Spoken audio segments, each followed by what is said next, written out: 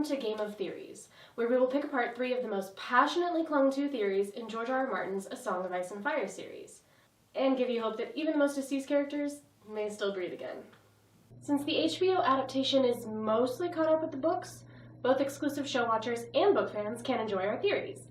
But please be aware that numerous deviations from the arcs of the books mean that the majority of our evidence and analysis will come strictly from the text. So we'll be delving into content from the entire series, including A Dance with Dragons, chapters of The Winds of Winter, and the Essos Encyclopedia, The World of Ice and Fire. So beware, for the night is dark and full of spoilers. I'm Kimmie, Britt with Subcultured, and this episode is about the feistiest female of the Stark clan, Arya Stark. Winter is coming. The youngest daughter of Ned and Catelyn Stark, Arya is not a lady in the traditional Westerosi sense. Mousy-haired and constantly underfoot, Arya struggles with her family's expectations and her predetermined future due to her status as a Lady of Winterfell. Choosing to fight with a needle rather than thread one, Arya's attempts at being a lone wolf are never quite fulfilled. Just as her long-lost direwolf Nymeria created a new pack for herself when she was separated from her littermates, Arya forms close bonds with many different companions, from the runs of Winterfell to beyond the Narrow Sea. Arya continues to travel further away from home, as the dream of uniting with her family eludes every attempt she makes to find them. The of Westeros are convinced the true Arya Stark is dead, while the small folk believe the lie that the she-wolf of Winterfell has been married off to Ramsay Snow, the Bolton bastard recently legitimized by King Tommen. The poor girl posing in Arya's place is actually Sansa Stark's childhood friend, Jane Poole. However, the Boltons are aware that Jane is just a lord's daughter in wolf's clothing, and the sham of a marriage only serves to solidify the North's fealty to House Bolton. In our last glimpse of Arya Stark in A Dance with Dragons, she has long since sailed to the free city of Braavos, and currently resides in the House of Black and White, which is a temple to the many-faced god and the headquarters of the Faceless Men, an order of highly skilled assassins that predates the doom of Valyria. As Arya is given an acolyte's robe, her mentor, the Kindly Man, returns her face to that of Arya Stark and gifts her with a new face that is as pretty as her own, as she's sent off to the gate to begin an apprenticeship with Isambaro, the King of the Mummers. This was the last bit of information that readers had to go on, until George R. R. Martin released a preview chapter for The Winds of Winter on his blog, simply titled Mercy Dean. Old Arya currently goes by the name Mercy Dean, or Mercy for short, which is just about as ironic as a 3-year-old naming his direwolf Shaggy Dog. Barrow's Mummer Troupe is acting in a play entitled The Bloody Hand, written by Ferio Farrell, a parody of the happenings in Westeros. Before Arya, as Mercy, is set to take the stage during Act 2 of The Bloody Hand, she ducks out from not only her performance, but also her Faceless Men apprenticeship, to take out another name on her hit list, Wrath the Sweetling, who murdered her friend Lami when their group was taken captive in the Riverlands. And though the death is delivered via a different character in the show, it single-handedly brought us one of the absolute best quotes from HBO's Game of Thrones. He killed Lommy. What the fuck's a Lommy? He was my friend. Cunts. Though she dons an acolyte's robe, Arya's allegiance doesn't entirely belong to the Faceless Men yet, and she's having trouble committing to their vows and giving up her identity. There are actions that Arya could take to influence the course of history across the known world. As a girl on the run, Arya learned about survival. As a novice, she studied the art of lying and handling poisons. She officially changed her face for the first time. That route seems the most likely, knowing what we do about our little water dancer.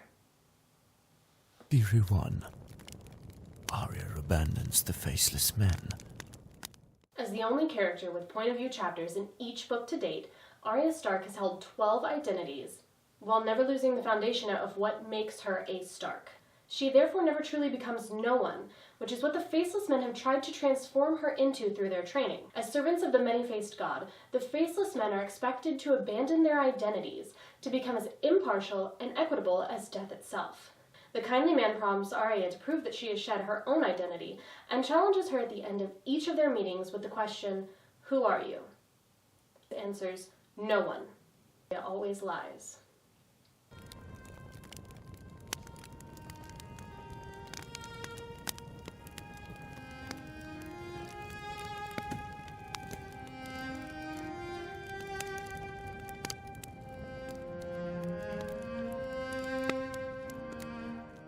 Arya remains consistently defiant of this aspect of her training.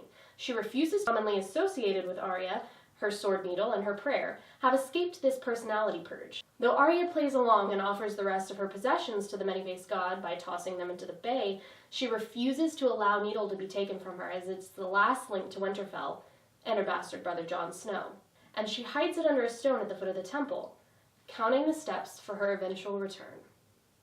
Similarly, Arya's prayer has become so ingrained into her daily life that it has become an involuntary vow of revenge. 13 names have graced her list for their crimes against her, and have been crossed off by Arya herself or revised when she learns of their death.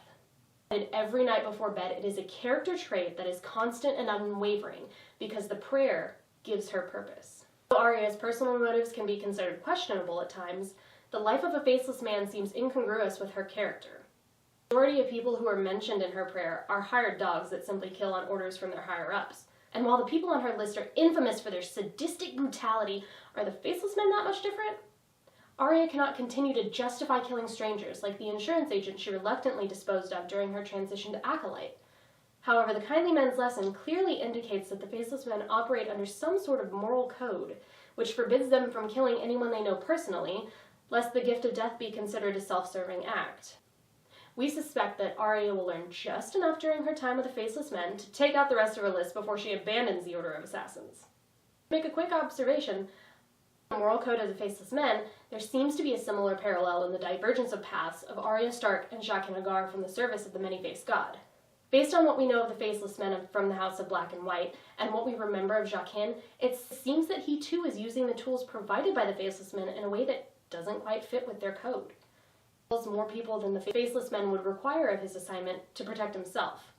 He mentioned the Red God, which is in direct contradiction to what we know of the Faceless Men, which is that they worship the many-faced god, and he was mysteriously imprisoned for seemingly no other crime than being sexy.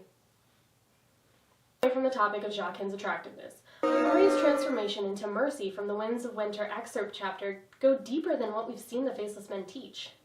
It disassociates from even her own identity on a level that is very similar to skin changing, and fully becomes Mercy each morning. Mercy's a giggly girl, always smiling, singing to herself, and her bravosi is so good that no one would ever question that she's a native speaker. There are a few small instances where habits deeply ingrained into Arya make an appearance, but none that are too inconsistent with her current identity. As the troupe peeks out into the gathering crowd at the gate where they are about to perform, Mercy claims not to recognize the red armor of the Lannister guards from a past across the narrow sea. She even thinks to herself that though she doesn't know the common tongue, she continues to eavesdrop on the Westerosi envoys before recognizing a face that has haunted another girl's list since being held captive at Harrenhal. Raff the Sweetling. Using her sexuality to her advantage for the first time in the series, Mercy coerces Raff back to her apartment before the play's second act is due to commence, enticing him with the gift of her first kiss, and proceeds to slash his femoral artery. As Raff bleeds out, he begs the girl to have mercy, and the identity of Arya slowly emerges and begins reprising the last roles they played when Raff skewered her friend Lami, and deals the same fate back to him. It also seems interesting to note that the only time Arya is mentioned by name in the entirety of the chapter is during the moment that she speaks Raff's final words to Lami before dealing the killing blow. Back to the last time Arya killed a man under a different identity. The Cat of the Canal's identity died when Arya slew Daeron, the traitors in the Night's Watch. When Arya makes this decision to kill Raff the Sweetling rather than sacrifice the opportunity to scratch another name from her list, she may effectively be killing Mercy in this process. When Arya plays out as it did before, it seems that she's on the run from Isambaro and her Faceless Men training, and back to herself. No longer a sanctuary for Arya? Where will a girl run?